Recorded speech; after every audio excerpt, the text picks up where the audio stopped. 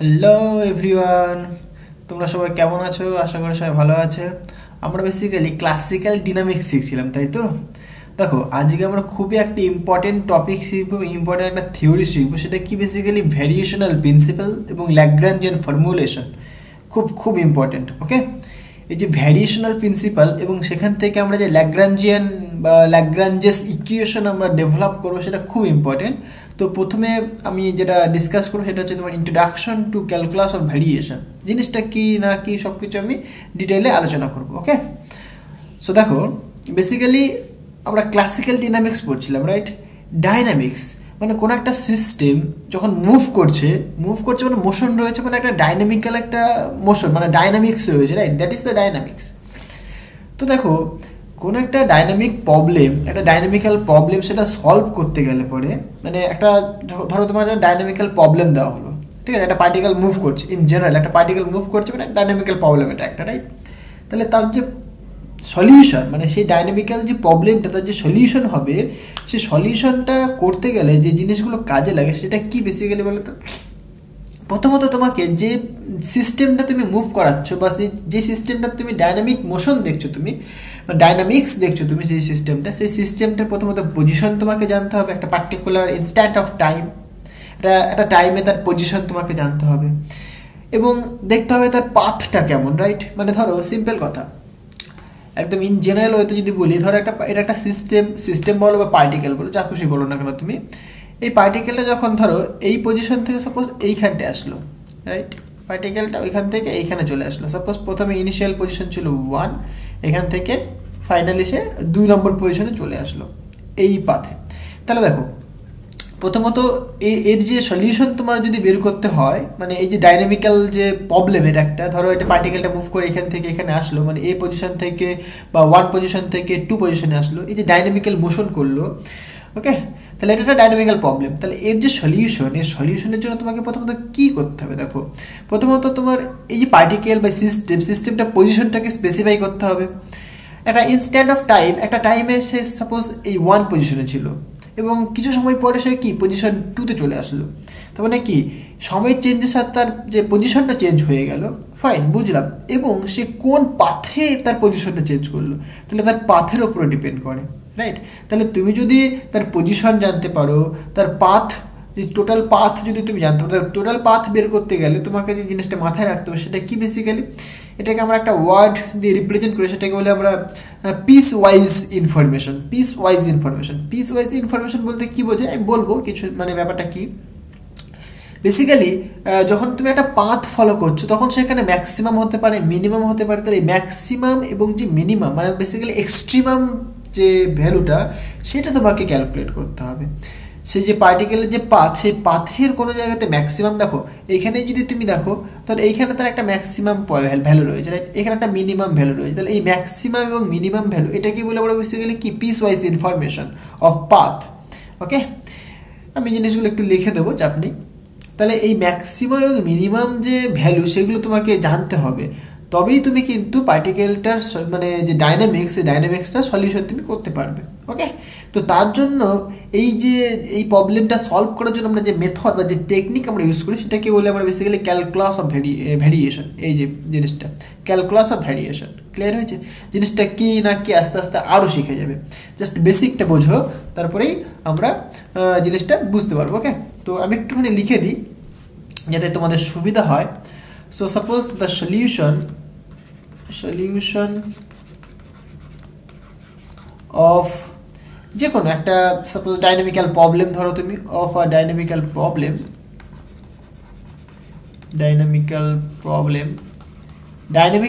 মানে বুঝতে পেরেছো তো?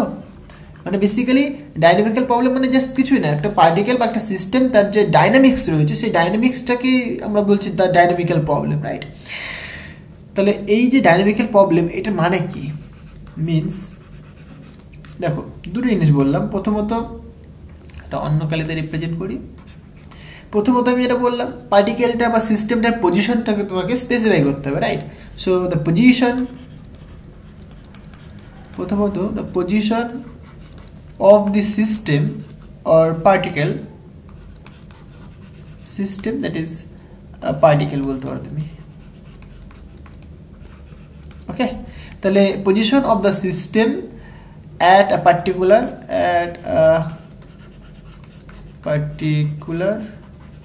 instant of time,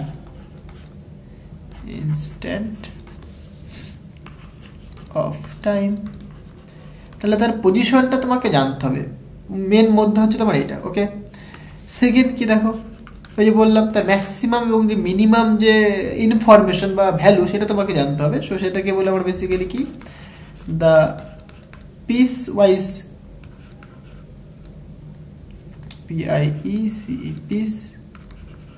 piecewise information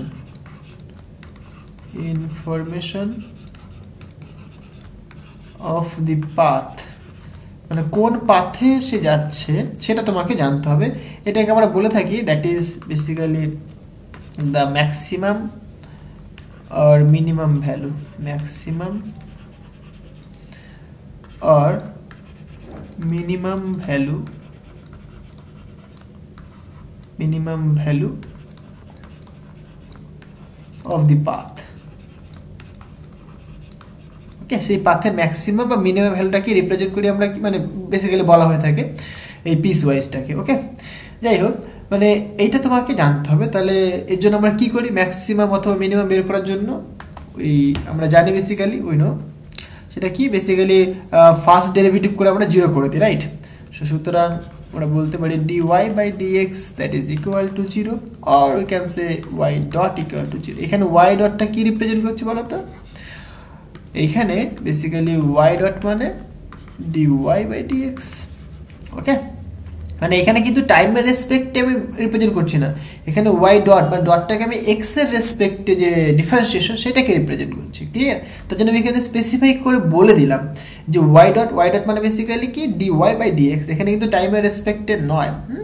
সেই জন্য আমি বলেছিলাম আগে কোনো একটা লেকচারে বলেছিলাম, দেখবে যে y ডট মানে অনেক সময় আমরা লিখি সেটাকে আমরা কি বলি dy বাই dt, মানে টাইমের রেসপেক্টে ডেরিভেটিভ, বাট এইখানে কিন্তু টাইমের রেসপেক্টে ডেরিভেটিভ না, এটা বেসিক্যালি x এর রেসপেক্টে ডেরিভেটিভ। ওকে, মানে বেসিক্যালি ম্যাক্সিমাম বা মিনিমাম ভ্যালু তোমাকে বের করতে গেলে dy বাই dx এটা জিরো করতে হবে, তবে তুমি কি ম্যাক্সিমাম আইদার মিনিমাম তুমি পেয়ে যাবে। ওকে, আচ্ছা, তাহলে এই যে টেকনিকটা, এই টেকনিকটা কি বলা হয় থাকে ক্যালকুলাস অফ ভ্যারিয়েশন।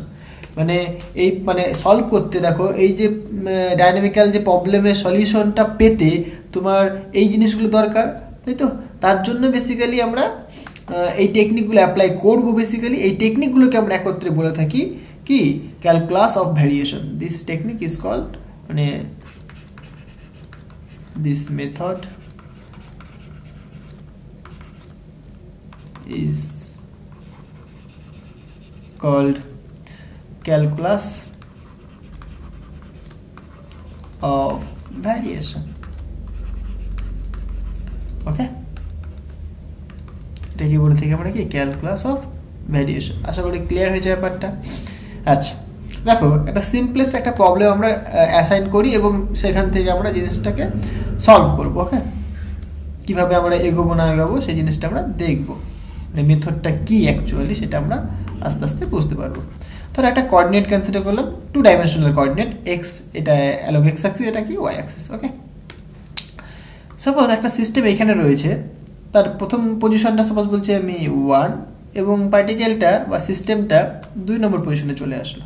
ওকে, এই আসলো সাপোজ দুটো পাথে, এক পুরো স্ট্রেট লাইন চলে গেল একদম, যেটাকে বলে আমরা শর্টেস্ট ডিস্টেন্স, তাই তো? স্ট্রেট লাইন মানে কি, তো সেটাই কি তার শর্টেস্ট ডিস্টেন্স, তাই না?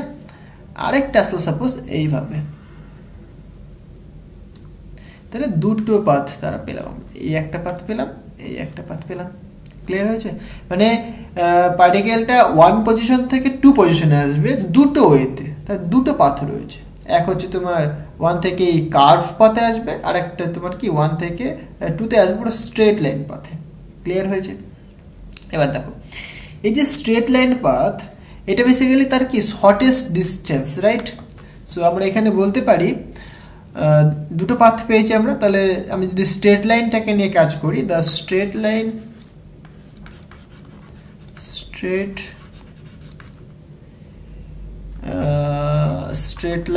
path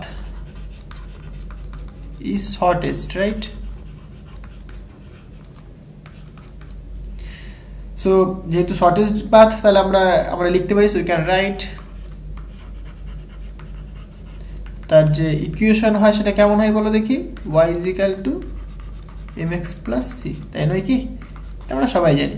তাহলে এখান থেকে তুমি এরকম মতো বলতে পারো y is equal two y as a function of x। কোনো অসুবিধা আছে? দেখো এইখানে ডান দিকটায় শুধুমাত্র কি রয়েছে, m একটা কনস্ট্যান্ট, এটাকে বলে আমরা মানে বেসিক্যালি স্লোপ, রাইট? আর ইন্টু এক্স হচ্ছে তোমার ভ্যারিয়েবল, আর সি হচ্ছে তোমার ছেদিতাংশ, মানে কোন পয়েন্টে ছেদ করে গেছে y এর, রাইট? ছেদিতাংশ। তাহলে বেসিক্যালি এটা কি এক্স এর ফাংশন। এই যে জিনিসটা আমি লিখেছি এটা তোমাকে ভালো করে বুঝতে হবে, তোমরা নিশ্চয়ই জানো। দেখো এখানে বাদিকে যেটা থাকে সেটাকে বলে আমরা ডিপেন্ডেন্ট প্যারামিটার, আর ডান দিকে যেগুলো থাকে যেরকম এক্স হচ্ছে তোমার ইনডিপেন্ডেন্ট প্যারামিটার। আর এই জিনিসগুলো তোমরা সবসময় মাথায় রাখবে যে ইনডিপেন্ডেন্ট প্যারামিটারকে অবশ্যই মানে সবসময় এক্স অ্যাক্সিসে প্লট করা হয়। ইন্ডিপেন্ডেন্ট যে প্যারামিটার, ইন্ডিপেন্ডেন্ট মানে কি, সে কারোর উপর ডিপেন্ড করছে না, ওকে? বাট ডিপেন্ডেন্ট প্যারামিটার মানে বেসিক্যালি কি, ইন্ডিপেন্ডেন্ট প্যারামিটারের উপরে কিন্তু ডিপেন্ডেন্ট প্যারামিটারটা ডিপেন্ড করছে। ভালো করে যদি তুমি এখানে দেখো এক্সটা কিন্তু কারোর উপর ডিপেন্ড করছে না, বাট ওয়াইটা কিন্তু অবশ্যই এক্সের উপর ডিপেন্ড করছে, মানে এক্সের ভ্যালুর জন্য কিন্তু ওয়াইয়ের ভ্যালু পাবো আমরা, তাই নয় কি? এখানে হয়তো সিম্পল ফর্মে আমি লিখেছি, যদি এটা এরকম হতো যে এক্স টু দি পাওয়ার 10 বা এক্স টু দি পাওয়ার 100, তখন তুই বুঝতে পারতে যে এক্সের একটা পার্টিকুলার ভ্যালুর জন্য কিন্তু আমি ওয়াইয়ের একটা পার্টিকুলার ভ্যালুই পাবো। আমি যদি সিঙ্গেল ভ্যালুড ফাংশনের কথা যদি বলি, সিঙ্গেল ভ্যালুড ফাংশন মানে কি, এক্সের একটা পার্টিকুলার ভ্যালুর জন্য ওয়াইয়ের একটা পার্টিকুলার ভ্যালুই পাওয়া যাবে। আমি মাল্টিপল ভ্যালুড ফাংশনের দিকে যাচ্ছি না আমি, ঠিক আছে? জাস্ট সিম্পল হয়তো যদি আমরা বলার চেষ্টা করি জিনিসটা, এটা তাহলে কেমন হবে দেখো। তাহলে ধরো এক্সের একটা তুমি পার্টিকুলার ভ্যালু নিলে, তাহলে তুমি ওয়াই একটা পার্টিকুলার ভ্যালু পাবে, মানে এক্সটা কারোর উপর ডিপেন্ড করছে না, এক্সটা ইন্ডিপেন্ডেন্ট, বাট ওয়াইটা দেখো ডিপেন্ড করছে এক্সের উপরে। তাই এখানে আমরা বলে থাকি বেসিক্যালি, হ্যাঁ, এইটা তোমার কি ডিপেন্ডেন্ট প্যারামিটার, ডিপেন্ডেন্ট প্যারামিটার বা ভ্যারিয়েবল প্যারামিটার। আর এখানে যে এক্স হচ্ছে তোমার কি, x is independent parameter. Clear হয়েছে? আচ্ছা, আর এটা মাথায় রাখবো সবসময়, ইন্ডিপেন্ডেন্ট প্যারামিটারকে এক্স অ্যাক্সিস বরাবরে রাখা হবে এবং ডিপেন্ডেন্ট প্যারামিটারকে ওয়াই অ্যাক্সিস বরাবরে প্লট করা হবে। এগুলো বেসিক জিনিস, এগুলো নিশ্চয়ই তোমরা জানো, আগেও শিখেছো, না শিখলেও এখন শিখে নাও, ওকে? আচ্ছা, তাহলে আমরা এরকম লিখতে পারি, রাইট? মানে y is equal to y as a function of x. এই y as a function of x মানে basically mx plus c, according to my definition, মানে মাই কনসিডারেশন আর কি, রাইট? যে এইখানে আমরা যে স্ট্রেট লাইন পাথ কনসিডার করেছি সেই অনুসারে আমরা এরকম বলতে পারি, অসুবিধা নেই। এবার দেখো আমরা বেসিক্যালি ইন্টারেস্টেড কি, এর পাথটাতে, রাইট? এর যে টোটাল পাথ, সেই পাথে আমরা ইন্টারেস্টেড, মানে এই যে 1 পজিশন থেকে যে 2 পজিশনে আসলাম তার যে টোটাল পাথ, সেই টোটাল পাথ কতখানি সেটাতে আমরা ইন্টারেস্টেড। তাহলে আমরা সেটা কী করে বের করতে পারি? দেখো পাথ মানে এখান থেকে তুমি বলতে পারো, সাপোজ আমি এখানে দেখাই, এখান থেকে এইটুকুনি সাপোজ আমি রিপ্রেজেন্ট করছি ডিএস দিয়ে, রাইট? ডিএস দিয়ে রিপ্রেজেন্ট করলাম, তাহলে এটা কতখানি? এটা দেখো তুমি এখানে বলতে পারো, এখানে এলো এক্স অ্যাক্সিস বরাবর এতখানি আসলাম, ওয়াই অ্যাক্সিস বরাবর এতখানি গেলাম, তাহলে এইটুকুনি বেসিক্যালি ডিএক্স, কারণ এদিক বরাবর এক্স অ্যাক্সিস, আর এইটুকুনি তুমি বলে ডিওয়াই। তাহলে যদি তুমি এখানে পিথাগোরাসের সূত্র অ্যাপ্লাই করো তাহলে তুমি কি বলবে? যে simple, DS square equal to DX square plus DY square. তাহলে ডিএস মানে কি বেসিক্যালি তুমি বলবে রুট ওভার অফ ভাই DX square plus DY square, simple জিনিস, রাইট? তাহলে ডিএস তোমার কি এলিমেন্টারি লেন্থ, রাইট? এই যে স্ট্রেট লাইনটা একটা খুবই ক্ষুদ্র একটা আমি ডিস্টেন্স কনসিডার করে নিয়েছি, এটা ডিএস। তাহলে আমার দরকার টোটাল পাথ, এই যে 1 থেকে 2 পর্যন্ত টোটাল পাথ আমার দরকার। তাহলে আমি কী করবো? ইন্টিগ্রেশন করবো, সিম্পল জিনিস, কারণ টোটাল পাথ পেতে গেলে তোমাকে ইন্টিগ্রেশন করতে হবে, রাইট? তাহলে এখানে আমরা কিন্তু বেসিক্যালি ইন্টিগ্রেশন নেব। So we are interested in the length of the path, right? So এরকম লিখতে পারি আমরা, we are interested in the length of the path, তাই তো? জিনিসটা ক্লিয়ার হচ্ছে? তাহলে সেটাকে আমি সাপোজ আই দিয়ে রিপ্রেজেন্ট করছি, তাহলে আই হচ্ছে তোমার কি টোটাল পাথটা। তাহলে ইন্টিগ্রেশন অফ ডিএস, তাহলে এই যে ডিএস এর যদি আমরা ইন্টিগ্রেশন করি তাহলে কি পাবো আমরা, এই 1 থেকে 2 পর্যন্ত টোটাল যে লেন্থ, পাথের যে লেন্থ, সেই লেন্থটা পেয়ে যাবো আমরা। সেটাকে আমি কি আই দিয়ে রিপ্রেজেন্ট করেছি। ওকে, তাহলে এখানে দেখো ডিএস এর ভ্যালু তুমি পুট করতে পারো। ডিএস মানে কত পেয়েছো, √(dx² প্লাস dy²। ক্লিয়ার হয়েছে? এবার এইখানে দেখো, এখানে একটা কাজ করি আমি, dx² কমন নিয়ে নিই। তাহলে dx² যদি কমন নিই তাহলে এখানে কি 1 থাকবে, প্লাস এখানে dy/dx তার হোল স্কোয়ার থাকবে। dx² কমন নিয়েছি, বাট রুটের বাইরে যদি বের করি তাহলে কি dx হবে না, কারণ দুটো dx² এর জন্য কি একটা dx বেরিয়ে চলে আসবে, রাইট? তাহলে তুমি যে টোটাল যে লেন্থটা সেটা কত পাচ্ছ, এত পাচ্ছ। ওকে, এখানে আমি dy/dx এটাকে সাপোজ ধরছি y ডট। সুতরাং i ইকুয়াল টু আমরা বলতে পারি integration and √(1 plus y dot square into dx). So এইখানটায় কি বললাম যে y ডট মানে বেসিক্যালি dy/dx। ওকে, জিনিসটা ক্লিয়ার হয়েছে? তাহলে এটা তুমি কি টোটাল ইন্টিগ্রালটা তুমি পাচ্ছ, মানে যে পাথটা টোটাল লেন্থ তুমি পাচ্ছ। ক্লিয়ার হয়েছে? তাহলে এই যে জিনিসটা লিখলাম এইটাকে আমি এরকম বলতে পারি আবার দেখো। সুতরাং i ইকুয়াল টু ইন্টিগ্রেশন, এটা কি শুধুমাত্র y ডটের ফাংশন রয়েছে এইটুকুনিতে যেটা দেখতে পাচ্ছি আমরা, তাহলে এটাকে আমরা এরকম বলতে পারি f of y dot into dx। Clear হয়েছে? দেখো আবার একটা ইন্টারেস্টিং জিনিস কি, অ্যাকচুয়ালি y ডটটা কিন্তু আবার x আর y এর ফাংশন, রাইট? y ডটটা কিন্তু আবার x আর y এর ফাংশন। তুমি ভালো করে যদি তাকাও এখানে দেখতে পাবে, তুমি দেখো এই যে y ডট লিখেছি, এখান থেকে দেখতে পারো তুমি y ডট লিখেছি, এখানে কি dy/dx, মানে এখানে y ও রয়েছে x ও রয়েছে। তার মানে এই যে ফাংশনটা আমি লিখলাম এটা কিন্তু আমি এরকমও বলতে পারি, মানে এটাকে আমি এরকমও বলতে পারি।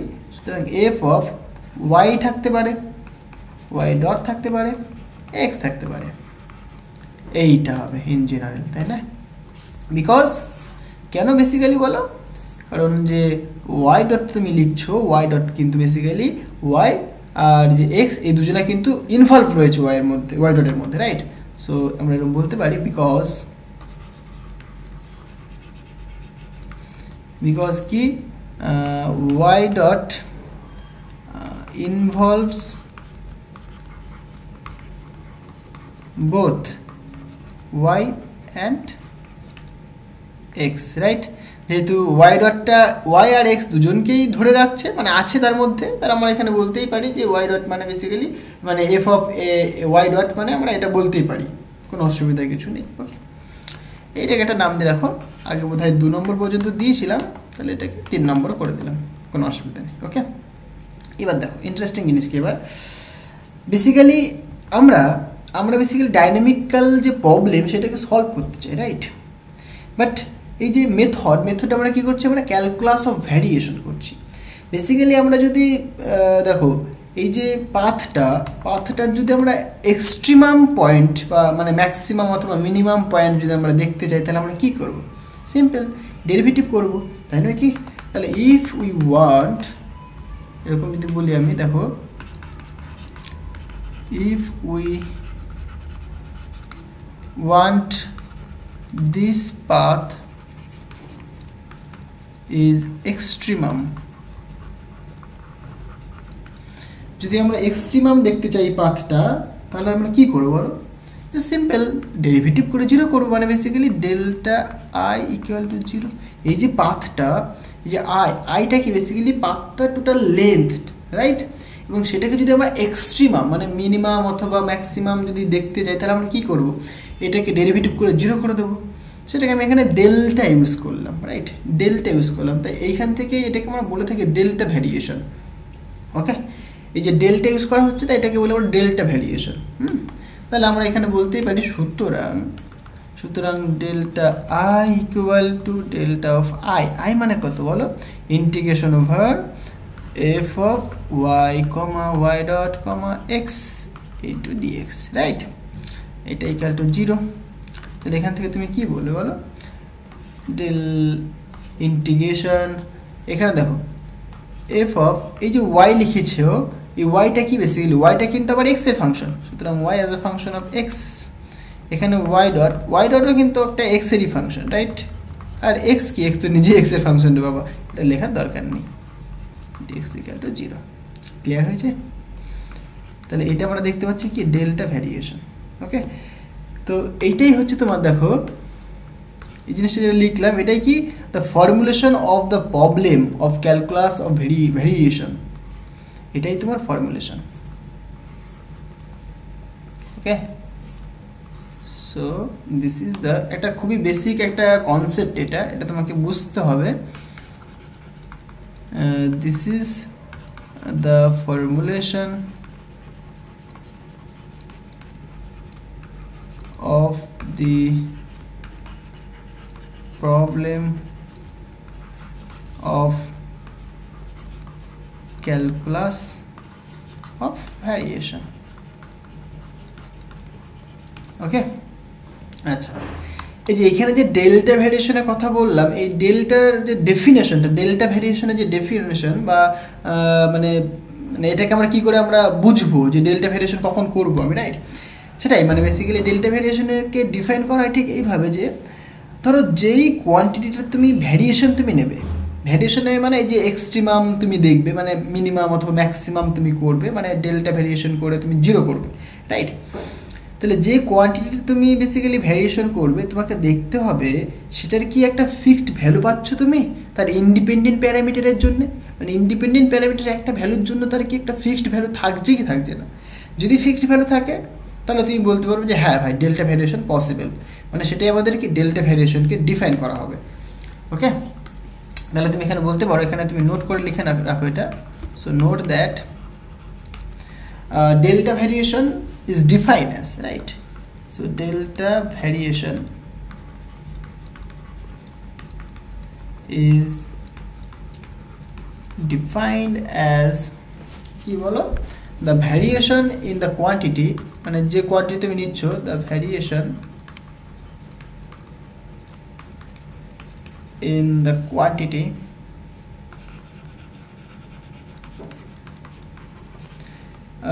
to which it is applied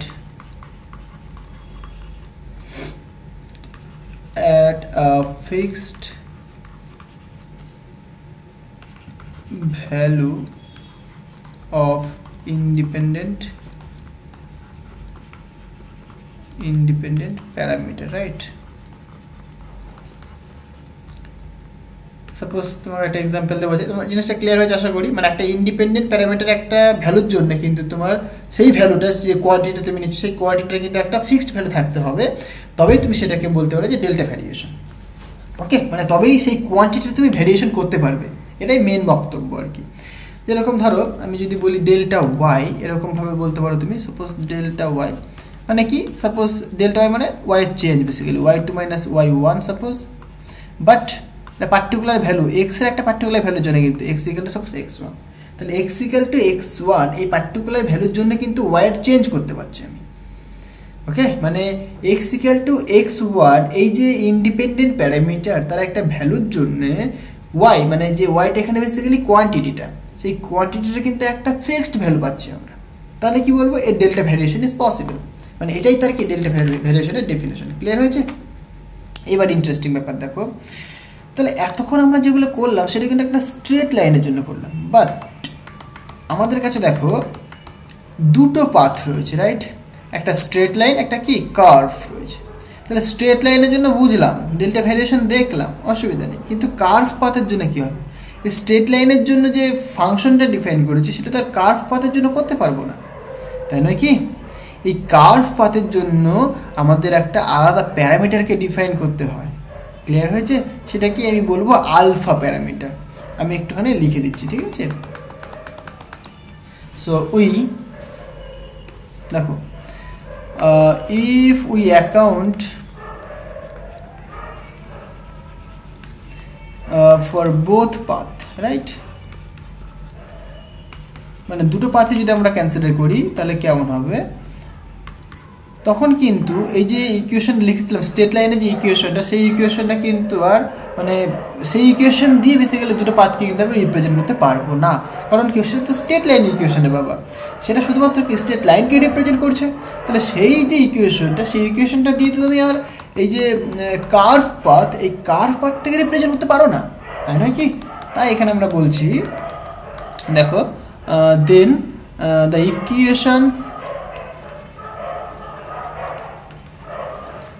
equation যে y equal to y as a function of x অথবা y equal to mx plus c, যাই বলো না তুমি mx plus c, ঠিক আছে?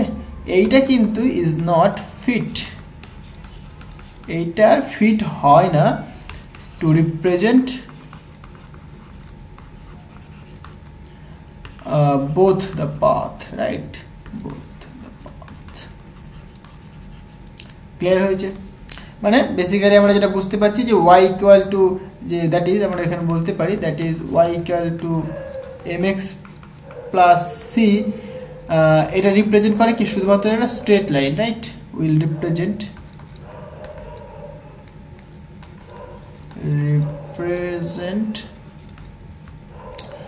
Only the straight line. এটা তো সিম্পল জিনিস, আমরা বুঝতেই পারছি, স্ট্রেট লাইন পাথ, রাইট? তাহলে এইটা এই যে ইকুয়েশনটা আমরা প্রথমে লিখেছিলাম সেটা কি শুধুমাত্র তো স্ট্রেট লাইনের জন্য রে বাবা। তাহলে কার্ভ লাইনের জন্য আমরা কি করব? তখন আমরা নতুন একটা পাথ মানে পাথ পাচ্ছি আমরা, তার জন্য কি নতুন একটা কোয়ান্টিটি বা প্যারামিটারকে আমরা এখানে ডিফাইন করব। সো দেয়ারফর এরকম লিখি, so therefore to indicate the other path, right? To indicate the other path, we require আমাদের নতুন একটা কোয়ান্টিটি বা প্যারামিটার প্রয়োজন হবে, অ্যানাদার প্যারামিটার লিখি, রাইট? অ্যানাদার প্যারামিটার, যেটা ক্লিয়ার হচ্ছে সেটাকে সাপোজ আমি একটা নাম দিচ্ছি, সাপোজ আমি বলছি আলফা। ক্লিয়ার হয়েছে? সো ইন অর্ডার দ্যাট, এটাকে কেমনভাবে লিখবো আমরা দেখো, ইন অর্ডার দ্যাট, এটা একই রকম ব্যাপার, ওই যে বললাম যে এর কিন্তু মানে এই যে আলফা প্যারামিটারটা এটা কি একটা ইন্ডিপেন্ডেন্ট প্যারামিটার হবে, রাইট? হ্যাঁ, in order that to designate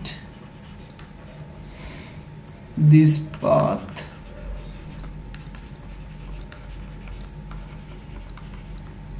and is to be introduced in y, right? মানে মানে কি ব্যাপারটা, মানে তুমি এরকম ভাবে লিখতে পারো দেখো, y as a function of কি x ছিল আগে, বাট x, আলফা লিখবে তুমি, সো দ্যাট তুমি এরকম বলতে পারো যে y equal to y as a function of x, alpha 1, আরও কিছু নিচ্ছি আমি সাপোজ আরও পাথের জন্যে, অ্যান্ড সিমিলারলি তুমি বলতে পারো y equal to y as a function of x, alpha 2। Clear হয়েছে? এই যে আমরা এগুলো লিখছি বেসিক্যালি, এই যে x, y, x আর আলফা, এগুলো দিয়ে বেসিক্যালি কি আমরা দুটো পাথকে কিন্তু রিপ্রেজেন্ট করতে পারি। এত অ্যান্ড এত মে এরকম বলতে পারি, may represent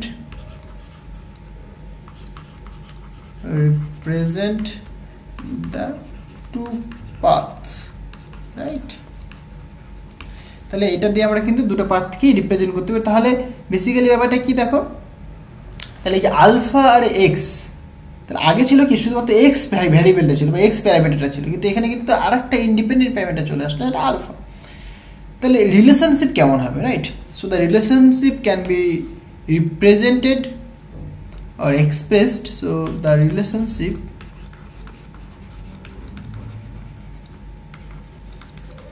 relationship can be expressed as কেমন হয় বলো, এটা এরকম হবে, y as a function of x, alpha that is equal to y as a function of x, 0 plus alpha into eta as a function of x, clear হয়েছে? মানে এরকম একটা আমি এক্সপ্রেশন রিপ্রেজেন্ট করলাম। হ্যাঁ, মানে দেখো এইখানটা প্রথম টার্মটা দেখো, ধরো x,0 লিখেছি আমি প্রত্যেকটা বলছি আমি জিনিসটা কি বলতে চাইছে। এখানে দেখো ভালো করে বলছো, এখানে হোয়ার এই যে eta as a function of x লিখলাম। ওকে, এটা একটা আরবিটারি ফাংশন, যেটা কি ফাংশন অফ এক্স। হ্যাঁ, is any arbitrary function of x. Clear হয়েছে? মানে এটা এই যে eta of as a function of x, এটা বেসিক্যালি ভ্যানিশ হয়ে যায় অ্যাট দ্য এক্সট্রিম পয়েন্টে, মানে অ্যাট দ্য এন্ড পয়েন্টে। মানে তুমি যদি গ্রাফটা দেখো, এই যে গ্রাফটা, এই যে এন্ড পয়েন্ট, এই এন্ড পয়েন্টে কিন্তু ওই যে eta as a function of x এটা ভ্যানিশ হয়ে যাবে। ক্লিয়ার হয়েছে? সো হুইচ ভ্যানিশেস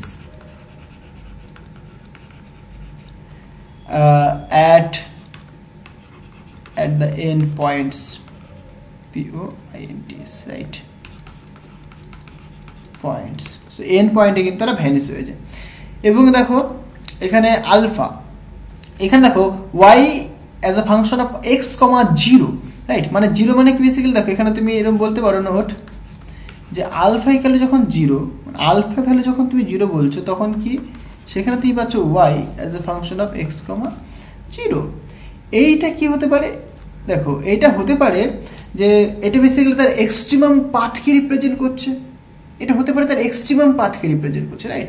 সো এটা maybe taken to represent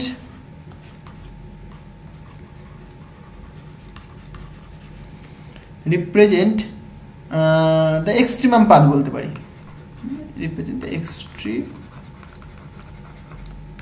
path। Clear হয়েছে?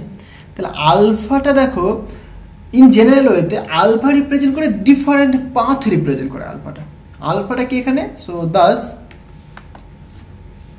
এরকম বলো, দাস আলফা রিপ্রেজেন্টস, আলফা কি রিপ্রেজেন্ট করে? ডিফারেন্ট পাথ রিপ্রেজেন্ট করে, ডিফারেন্ট পাথস।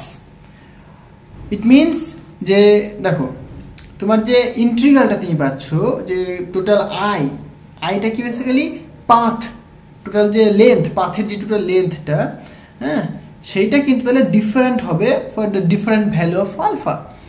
সো আমরা এরকম বলতে পারি এরকম, তাহলে বেসিক্যালি আলফাটা রিপ্রেজেন্ট করে কিন্তু ডিফারেন্ট পাথ। তাহলে তুমি এখানে বলতে পারো ইট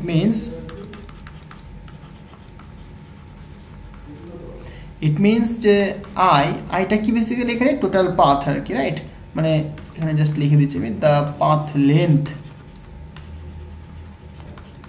আর টোটাল যে পাথ ইন্টিগ্রালটা, সেই টোটাল পাথ ইন্টিগ্রালটা বেসিক্যালি আমরা আই দিয়ে রিপ্রেজেন্ট করেছিলাম, রাইট? এখানে দেখো এই যেখানে আইটা। ক্লিয়ার হয়েছে? তাহলে এটা বেসিক্যালি কি বলতে চাইছি আমরা, যে এটা কিন্তু ডিফারেন্ট হবে for the different path, right? I is different for the different path. একটুখানি একটা থিওরি, মানে একটুখানি তোমাকে ধৈর্য ধরে বুঝে করতে হবে, প্রত্যেকটা জিনিস তোমাকে বুঝতে হবে। না বুঝলে কিন্তু এটা করতেই পারবে না, কোনো মানে সম্ভবই না বুঝলে করা এটা। ক্লিয়ার হয়েছে? প্রত্যেকটা জিনিস তোমাকে নিখুঁতভাবে বুঝতে হবে, পুরো ফিজিক্সটা তোমাকে বুঝতে হবে। হ্যাঁ, হয়তো আমি একটু মানে থিওরিটা তোমাকে ভালো করে লিখিয়ে দিচ্ছি যাতে কি তোমাদের সুবিধা হয়। হ্যাঁ, পুরো মানে নোট ওয়াইজ আমি তোমাকে করে দিচ্ছি যাতে তোমাদের আর অন্য কিছু ফলো করতে না হয়। জাস্ট এইটুকুনি ফলো করলে কিন্তু তোমাদের হয়ে যাবে, তার জন্য আমি জাস্ট ধরে লিখিয়ে দিচ্ছি। ওকে, নাহলে তো আমি জাস্ট বলে দিয়ে চলে যেতে পারতাম, বাট আমি লিখিয়ে দিচ্ছি যাতে কি তোমাদের সুবিধা হয়, জিনিসটা কীভাবে আসছে না আসছে সব কিছু তোমাদের ক্লিয়ার হয়তো বুঝতে পারো। আচ্ছা, তাহলে এই যে আইটা বেসিক্যালি কি, আইটা টোটাল যে পাথ লেন্থ, এটা কিন্তু ডিফারেন্ট হবে for the different paths, right? Okay, and এই যে আই উইল, মানে এটাকে আমরা এরকমভাবে মানে অ্যাকচুয়ালি কি এইখানটায় কি মানে তার মানে কি আইটা তুমি দেখতে পাচ্ছ কি আলফা ডিফারেন্ট ভ্যালুর জন্য আইটা ডিফারেন্ট হচ্ছে, তার মানে কি আইটাকে তুমি বলতে পারো যে সেটা কি আলফার ফাংশন হবে। সো আই will be বা I will also be a function of alpha. কি করে হলো জিনিসটা কি বুঝতে পারলে? তাহলে আমরা এখানে বলতে পারি I বেসিক্যালি কি I as a function of alpha. Simple জিনিস। কারণ কি আলফাটা তোমার ডিফারেন্ট পাথ রিপ্রেজেন্ট করছে। এবার ডিফারেন্ট পাথের জন্য কি তোমার আইটা তোমার কি টোটাল পাথটা তুমি দেখো না, এই ছবিটাই দেখো তাহলে তুমি বুঝতে পারবে। ধরো আলফার ভ্যালু একটা 0 ধরলাম আমি, আলফা ভ্যালু যখন 0 তখন তুমি এই বেসিক্যালি স্ট্রেট লাইনটা পাও তুমি, রাইট? এবার আলফার একটা ভ্যালু রয়েছে, তার মানে কি এই যে স্ট্রেট লাইনটা একটা ইন্টিগ্রাল ভ্যালু, একটা পাথ লেন্থ তুমি পেয়েছো, 5 পাও 10 পাও 11 পাও যাই পাও না কেন একটা পাথ লেন্থ তুমি পেয়েছো। এবার আলফার ভ্যালু তুমি চেঞ্জ করলে, তুমি আলফার ভ্যালু চেঞ্জ করার দরুন কি তুমি ডিফারেন্ট পাথ পেলে, মানে এই পাথটা তুমি পেলে, রাইট? তাহলে এই পাথের দেখো পাথ লেন্থটা কিন্তু আলাদা, মানে ডিস্টেন্সটা কিন্তু আলাদা। ক্লিয়ার হয়েছে? এই পুরো লেন্থটা কিন্তু আলাদা। মানে ধরো এটা যদি তুমি 5 পাও তাহলে তুমি হয়তো 10 পেলে তুমি এটা, বা 9 পেলে তুমি এটা। তার মানে কি আলফার ভ্যালু ডিফারেন্ট পাথ রিপ্রেজেন্ট করতে, তাহলে ডিফারেন্ট পাথের জন্য কিন্তু তুমি ডিফারেন্ট কি পাথ ইন্টিগ্রাল পাবে তুমি, মানে পাথ লেন্থ পাবে তুমি, সেটাই তো বললাম। তার মানে কি আইটা basically as a function of alpha, আলফাটা চেঞ্জ করলে পরে আই চেঞ্জ করছে, তাই আমরা as a function of alpha দিয়ে রিপ্রেজেন্ট করলাম। সো নাও তুমি বলতে পারো টোটাল যে integral, so now we can write তাহলে I as a function of alpha, তাহলে এটাকে আমি এরকম বলতে পারি। সুতরাং ফাংশন তাহলে এখানে y x comma alpha, y dot x comma alpha, আর এখানে এক্স থাকছে, রাইট? এক্স তো নিজে থেকেই মানে এক্স ইন্টু ডিএক্স। এটা কেন হলো কিন্তু জিনিসটা কি ক্লিয়ার হয়েছে? মানে ওয়াইটা কি, তাহলে ওয়াইটা এখানে basically as a function of x and alpha দুটো প্যারামিটার নিয়ে নিয়েছি আমরা। আগে কি করেছিলাম দেখো, এটা কিন্তু আগের জিনিসই লিখেছি আমি, এই যে এটাই কিন্তু আমি লিখেছি। বাট এইখানটায় কি করেছিলাম, এইখানটায় দেখো শুধুমাত্র কি স্ট্রেট লাইন ছিল, এইখানটা শুধুমাত্র কি স্ট্রেট লাইন ছিল, তার মানে কি ওয়াইটা শুধুমাত্র কি এক্স এর ফাংশন ছিল। বাট আরেকটা কার্ভ রয়েছে, মানে আরেকটা পাথ রয়েছে, সেই পাথের জন্য দেখো আমরা আরেকটা প্যারামিটারকে ডিফাইন করলাম, সেটা আলফা। তাই এখানে আমি বলছি যে ওয়াইটা কিন্তু as a function of x and alpha. Clear হয়েছে? এবং ওয়াই ডটটাও কিন্তু সিমিলার, তাই হবে এক্স অ্যান্ড আলফার ফাংশন হবে, আর এক্স তো ভাই নিজেতেই এক্স এর ফাংশন, তাই না? এবং এইখানে দেখো এখানে ইন্টারেস্টিং ব্যাপার, এক্সটা কিন্তু আলফার ফাংশন নয়, মানে এক্সটা কিন্তু ইন্ডিপেন্ডেন্ট অফ আলফা। কেন, তাই তো? এখন তুমি জিনিসটা বুঝতে পারবে। দেখো এই জিনিসটা আশা করি ক্লিয়ার হয়েছে। এখানে কিন্তু আমরা x as a function of alpha লিখিনি, মানে কি এক্সটা ইন্ডিপেন্ডেন্ট অফ আলফা। জিনিসটা কি তোমরা বুঝতে পারছো? দেখো কেন বলছি আমি ইন্ডিপেন্ডেন্ট অফ আলফা, এখনই তোমার ক্লিয়ার হবে। ওকে, এবার দেখো বেসিক্যালি দেখো আমরা ডেল্টা ভ্যারিয়েশন মানে আমরা কি বুঝলাম? ডেল্টা ভ্যারিয়েশন মানে বুঝলাম যে জিনিসটার আমরা ভ্যারিয়েশন নেবো, মানে যে কোয়ান্টিটির আমরা ভ্যারিয়েশন নেব, সেটা কি সেটা ফিক্সড হতে হবে ফর দ্য মানে ইন্ডিপেন্ডেন্ট অফ, মানে বেসিক্যালি সেটাকে ফিক্সড ভ্যালু থাকতে হবে। তোমার ইন্ডিপেন্ডেন্ট যে প্যারামিটার, সেই ইন্ডিপেন্ডেন্ট প্যারামিটার একটা পার্টিকুলার ভ্যালুর জন্য সেটাকে ফিক্সড হতে হবে। এটাই তো বুঝলাম আমরা ডেল্টা ভ্যারিয়েশন মানে। তাহলে আমরা বলতেই পারি দেখো এক্সটা কিন্তু তুমি যদি এখানে দেখো এই কার্ভটায় ভালো করে তাকাও, এই যে এখানে যে দুটো পাথ তুমি নিয়েছো, দেখো তুমি যখন এইখানে আসলে মানে এক্স এর একটা ভ্যালু, এক্স এর ভ্যালুর জন্য কিন্তু তুমি এই পাথের একটা ভ্যালু পাবে, এই পাথের একটা ভ্যালু পাবে। দেখো এই যে দুটো পাথেরই কিন্তু এক্স এর ভ্যালুটা কিন্তু সেম। যখন তুমি এখানে আসবে তখন এক্স এর একটা ভ্যালু এখানে পাবে, ওয়াই এর একটা ভ্যালু মানে এক্স এর একটা মানে এখানে পাবে, রাইট? মানে এই পাথের এক্স এর ভ্যালু এখানটা, এই পাথের এক্স এর ভ্যালু এখানটা, এই পাথের এক্স এর ভ্যালু এখানটা, মানে কি এক্স এর একটা পার্টিকুলার এক্স ইকুয়াল সাপোজ এটা x1 এটা x2। তাহলে দেখো x1 এর জন্য তুমি দুটো পাথেরই একই ভ্যালু পাচ্ছ x1 এর, এবং x2 এর কিন্তু ভ্যালু দুটো পাথেরই কিন্তু সেম। তাহলে মানে x1 যে ভ্যালুটা সেটা কিন্তু দুটো পাথেরই সেম, x2 যে ভ্যালুটা সেটা কিন্তু দুটো পাথেরই সেম। তার মানে কি x1টা বেসিক্যালি কিন্তু পাথের উপর ডিপেন্ড করছে না। জিনিসটা কি বোঝাতে পারছি আমি?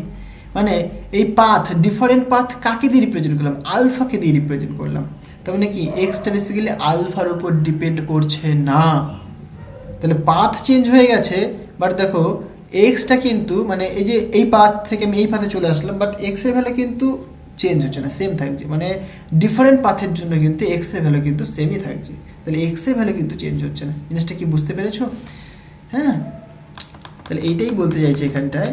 তার জন্য আমরা কিন্তু এখানে এক্সটাকে as a function of alpha বলিনি, জিনিসটা ক্লিয়ার হয়েছে? তাহলে এটাকে একটুখানি ভাষাতে আমি বলে দিই, মানে জাস্ট সিম্পল কথা ভাই, মানে তুমি একটা এক্স এর ভ্যালু দেখছো, বাট বোথ পাথেই কিন্তু এক্স এর ভ্যালুটা সেমই থাকছে, দুটো পাথ তুমি নিচে, দুটো পাথে এক্স এর ভ্যালুটা সেমই থাকছে, তাই না? মানে কি এক্স এর ভ্যালুটা কি পাথের উপর ডিপেন্ড করছে না, মানে আলফার উপর ডিপেন্ড করছে না, তার জন্য আমরা এক্সটাকে as a function of alpha লিখিনি। তাহলে আমরা বলতে পারবো কি del x del alpha that is equal to 0, because x is not a function of alpha. আচ্ছা একটুখানি লিখে দিই, হ্যাঁ। সো এরকম বলি, Das it may be noted that delta is taken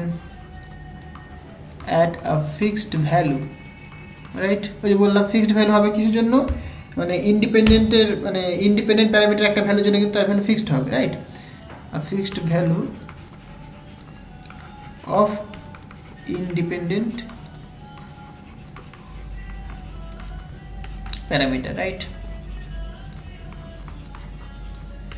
so তুমি এখানে বলতে পারো কি যে এক্সটা, এই যে এক্সটা কিন্তু বেসিক্যালি তোমার হ্যাঁ সেম থাকছে for the different path, right? মানে ফর ডিফারেন্ট বলতে সমস্ত পাথের জন্য actually.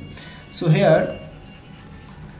Hair x is same for all the paths which is considered, right? Considered, যেসব পাথগুলো কনসিডার করা হয়েছে তাদের সমস্ত পাথের জন্য কিন্তু x এর ভ্যালুটা সেম থাকছে, that is we can say x is not the function of alpha, তাই না কি function of alpha. So or we can write, so এরকম লিখে দিই, then we can write যে কি যেহেতু আলফার উপর ডিপেন্ড করে না, সুতরাং del x del alpha that is equal to 0। এই যে ডেল এক্স ডেল আলফা কেন 0 করলাম বুঝতে পেরেছো? কারণ আলফাটা মানে এক্সটা আলফার উপর ডিপেন্ড করে না, ক্লিয়ার হয়েছে? মানে সমস্ত পাথের জন্য এক্স এর ভ্যালুটা সেম থাকে। সো এইখান থেকে আমরা যেটা বলতে পারি বেসিক্যালি যে মানে অ্যাট দ্য এন্ড পয়েন্টে হ্যাঁ মানে সমস্ত পাথ কি করে মিট করে যায়, মানে একসাথে। দেখো যদি তুমি ছবি দেখো তাহলে তুমি বুঝতে পারবে। এই দেখো যখন আমি এই এন্ড পয়েন্টে আসলাম, এন্ড পয়েন্টে কিন্তু দুটো পাথই কিন্তু মিলিত হয়ে গেল। এর এন্ড পয়েন্টও দেখো, এন্ড পয়েন্ট কোনটা? এইটা এন্ড পয়েন্ট, এইটা এন্ড পয়েন্ট, আর এটা এন্ড পয়েন্ট। তাহলে এন্ড পয়েন্টে দেখো দুটো পাথই কিন্তু মিলিত হয়ে গেছে, তাই না? তাহলে তুমি কি বলতে পারো সেখানে কিন্তু কোনো ভ্যারিয়েশন নেই, তাই না? ভ্যারিয়েশনটা কোথায়? এইখানে ভ্যারিয়েশন রয়েছে মিডিল পয়েন্টে, মানে 1 থেকে 2 তাদের মধ্যবর্তী পজিশনে কিন্তু তুমি ভ্যারিয়েশন পাচ্ছ তুমি। বাট একদম এন্ড পয়েন্টে কিন্তু কোনো ভ্যারিয়েশনের মানে পসিবলই নেই, তুমি যতই পাথ নাও না কেন, বাট এন্ড পয়েন্টে এসে সবাই মিলিত হয়ে যাবে। তার মানে কি সেখানে কোনো ভ্যারিয়েশন পাবে না, সেখানে সবাই এক হয়ে যাবে। তাহলে কি সমস্ত পাথের জন্যই তুমি এই পয়েন্টে মানে এন্ড পয়েন্টে কি ওয়াইটাকে তুমি বলবে ইন্ডিপেন্ডেন্ট অফ কি আলফা, তাই না কি? মানে এন্ড পয়েন্টে তুমি কোনো ভ্যারিয়েশন পাবে না, ওয়াইয়ের কোনো ভ্যারিয়েশনই পাবে না। তুমি জিনিসটা বোঝাতে পারলাম? তাহলে তুমি এখানে বলতে পারো সুতরাং কি, so further at the end point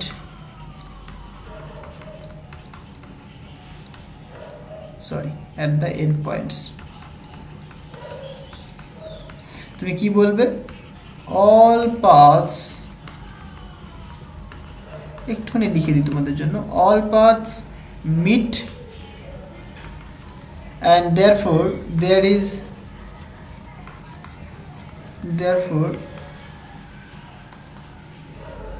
is no variation, right?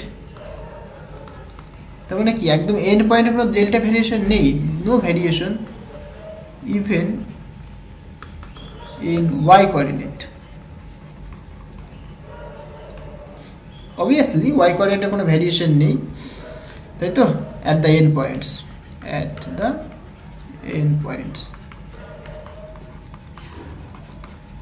So সুতরাং তুমি বলতে পারো del y del alpha at at end points